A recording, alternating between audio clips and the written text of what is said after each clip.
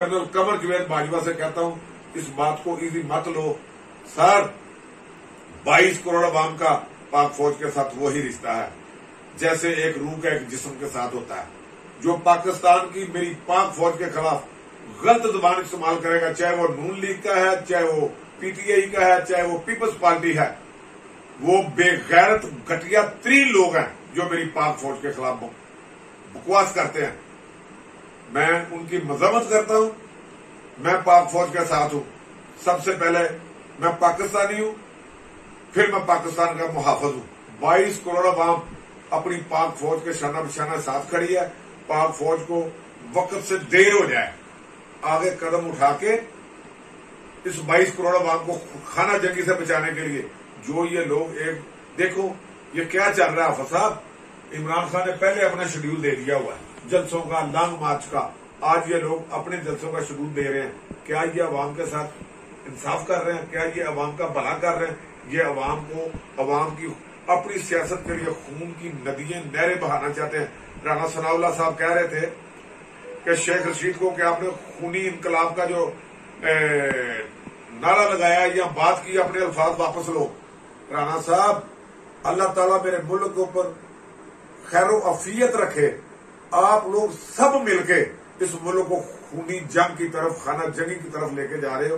अगर आपने इस मुल्क को खाना जंगी से बचाना है, इस मुल्क को ऊपर तरस खाना है, तो आप फौरी तौर पे इलेक्शन का ऐलान करें, इलेक्शन की तरफ चले जाएं, इस मुल्क और कौम के ऊपर तरस खाएं। आखिर में आपके सवाल का दोबारा मैं जवाब दे रहा हूं कि पूरी 22 करोड़ अवाम को इस मुल्क का जो मुहब्बे वतन है उसका साथ दें, जो साम्राज्यी ताकतों के सामने डट गया, जो इस्लामिक ब्लॉक बनाने की बात कर रहा था, जिसने इस्लामोफोबिया के खिलाफ यूएनओ से अपने मुल्क के हक में करारदाद पास करवाई, जो 15 मार्च को इस्लामोफोबिया के खिलाफ दिन मनाया जाएगा। इन अच्छे कामों को भी याद रखो। अगर इमरान खान के इर्द गिर्द कुछ चंद लोग गंदे थे, इमरान खान को आगे पता चल गया। 3.5 सालों में तो घर वालों को पता नहीं चलता कि मैंने घर का बिल कैसे देना, घर कैसे चलाना है।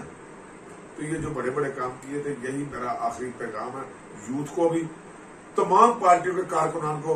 अपने अपने नजरियात से बाहर निकलो। मुल्क और कौम के मफादात में जो बात कर रहा है, हमें उसका साथ देना चाहिए। बहुत शुक्रिया जो साहब, आपने अपना कीमती वक्त अनायत किया और अपनी खूबसूरत राय से जो है वो नवाजा है। नाज़रीन ग्रामी, बिल्कुल हम सबको बतौर पाकिस्तानी होकर जो है वो पाकिस्तान के लिए सोचना होगा और हाथ में वक्त को, और इस वक्त जो हमारे इस वक्त ईवान बाला में बैठे हुए लोग हैं, उनको भी चाहिए कि वो पाकिस्तान के लिए काम करें, पाकिस्तान की यूथ के लिए, पाकिस्तान की आवाम के लिए काम करें। इसी में ही पाकिस्तान की सलामती और पाकिस्तान की बका है।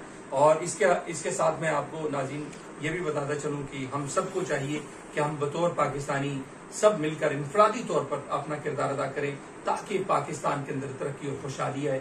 ये हम सब का फर्ज है कि हम सब मिलकर पाकिस्तान के लिए काम करें। इसके अलावा नाज़रीन ग्रामी, अपनी राय से हमें जरूर नवाजिए। हमारे प्रोग्राम में इलियास गुजर साहब ने जो गुफ्तगू की, इस हवाले से आप अपनी राय से हमें जरूर नवाजिए। तो इसके साथ ही मुझे और मेरे मेहमान चौधरी इलियास गुजर साहब को इजाजत दीजिए। अब तक के लिए अपना और अपने अहल जाल का बहुत सारा ख्याल रखिए। अल्लाह हाफिज।